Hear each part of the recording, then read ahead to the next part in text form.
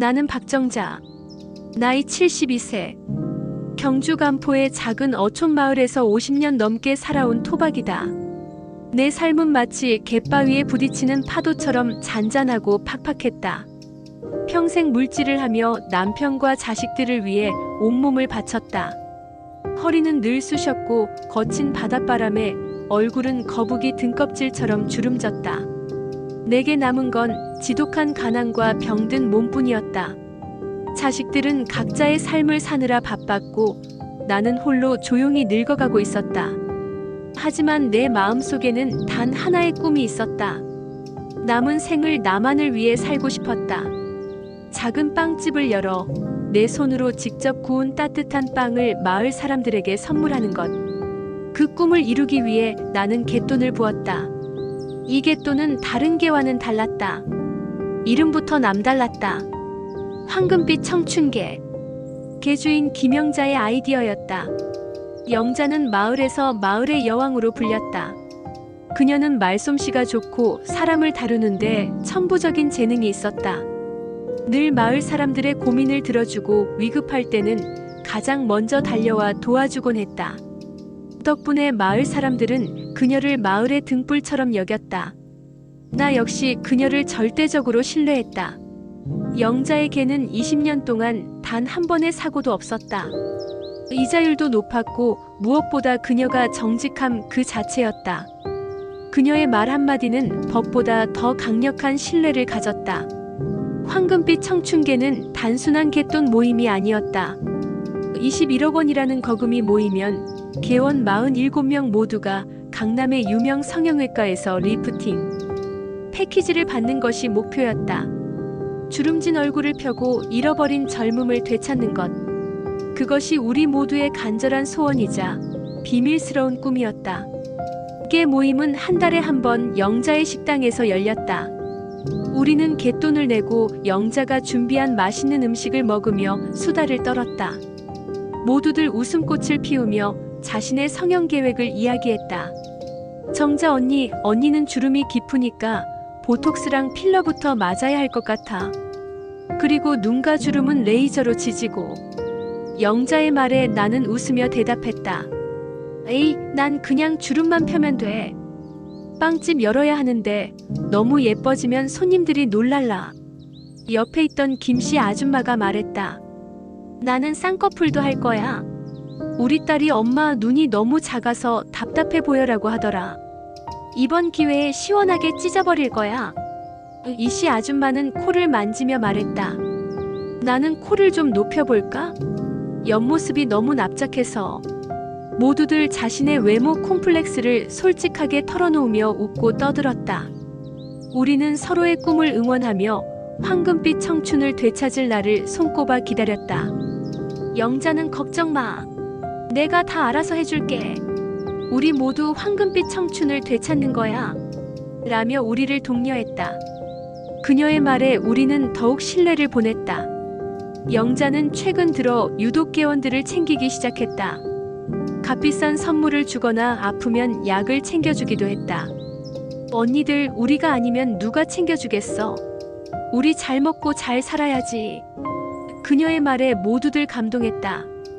그녀는 마을의 여왕이 아니라 마을의 수호신이었다. 그렇게 2년의 시간이 흘렀다. 21억 원의 거금이 모두 모였다. 드디어 우리가 황금빛 청춘을 되찾을 시간이 온 것이다. 우리는 모두 들뜬 마음으로 마지막 개 모임 날을 기다렸다. 그런데 그날 밤 나는 잠이 오지 않아 마당을 서성였다. 그때 영자의 집에서 불빛이 새어나오는 것을 보았다. 영자가 아직 안 자고 있나? 나는 궁금한 마음에 그녀의 집으로 다가갔다. 창문 틈으로 안을 들여다보니 영자는 누군가와 통화를 하고 있었다. 그 남자의 얼굴은 그림자에 가려 잘 보이지 않았지만 그의 말투는 몹시 위압적이었다. 걱정 마세요. 제가 알아서 다 처리할 테니까요.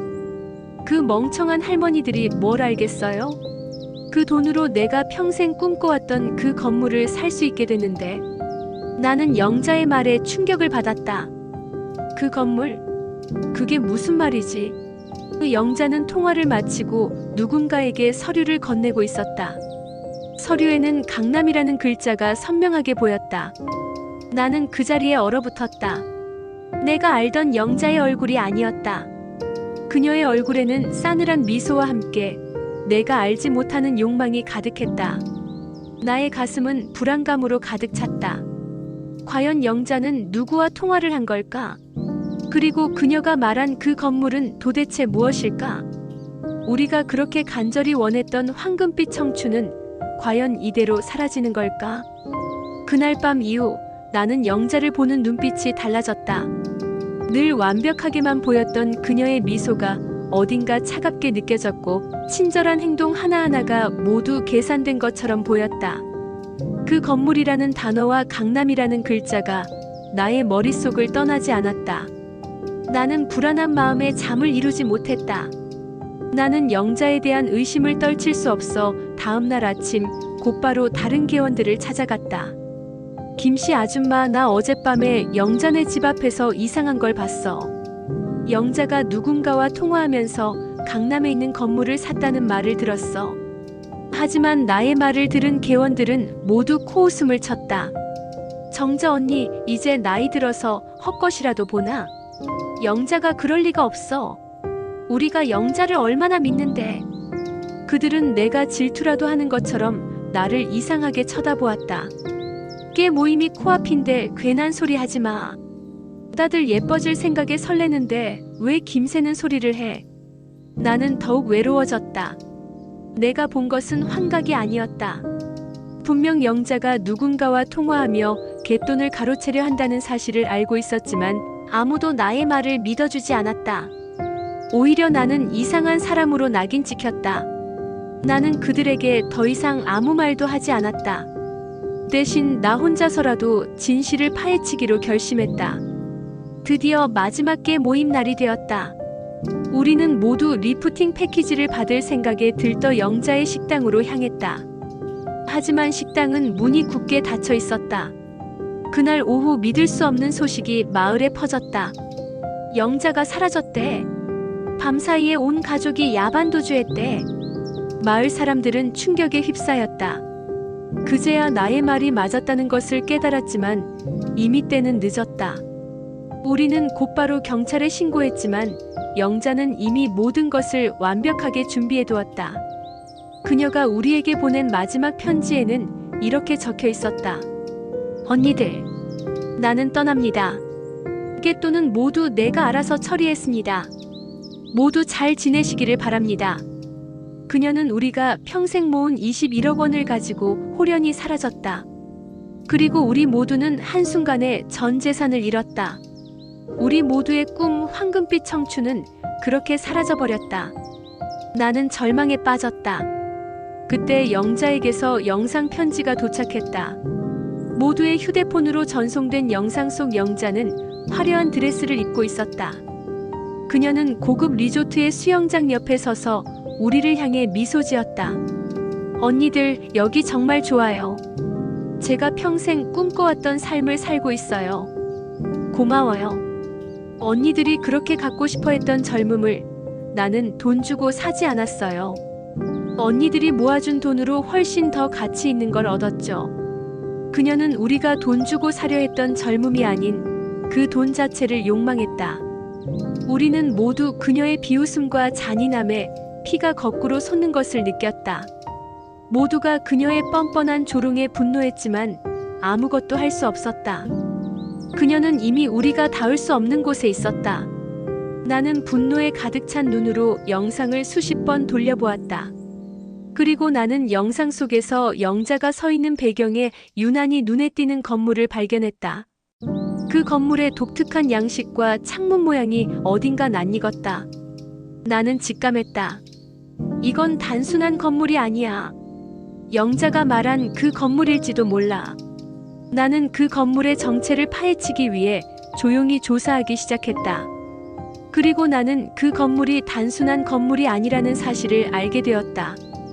그 건물은 2년 전부터 영자가 남몰래 투자해왔던 건물이자 21억 원의 갯돈으로 매입한 호텔이라는 사실을 알게 되었다. 과연 영자는 왜 우리에게 그 건물을 보여준 걸까? 그녀는 왜 이렇게 잔인한 모습을 보이는 걸까? 그리고 그녀의 완벽한 계획에는 우리가 모르는 또 다른 비밀이 숨겨져 있는 건 아닐까? 나는 곧바로 그 건물의 정체를 파헤치기 위해 조용히 조사하기 시작했다. 그리고 나는 그 건물이 단순한 건물이 아니라 영자가 21억 원의 갯돈으로 매입한 고급 리조트라는 사실을 알게 되었다. 영자는 이 리조트를 담보로 대출을 받아 또 다른 사업을 벌일 계획이었다. 모든 것이 그녀의 완벽한 계획대로였다. 영자의 완벽한 계획에는 치명적인 실수가 하나 있었다.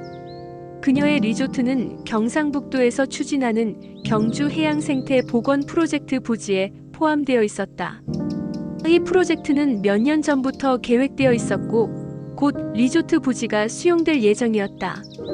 영자는 자신의 욕심에 눈이 멀어 그 사실을 확인하지 못한 것이다.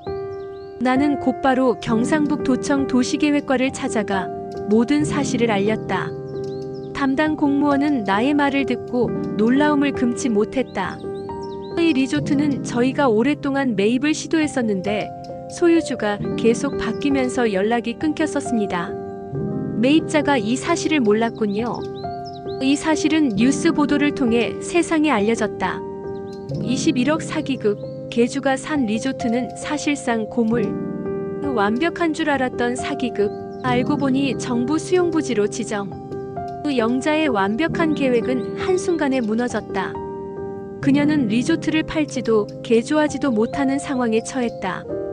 그 리조트는 더 이상 그녀의 자랑이 아니었다. 21억 원짜리 애물단지가 된 것이다. 경상북도는 영자에게 리조트를 매각하고 21억 원의 갯돈을 모두 변제할 것을 명령했다. 영자는 분노에 가득 찬 목소리로 소리질렀다. 아니야. 그 리조트는 내 거야. 내 평생 소원이라고. 하지만 그녀의 발악은 소용없었다.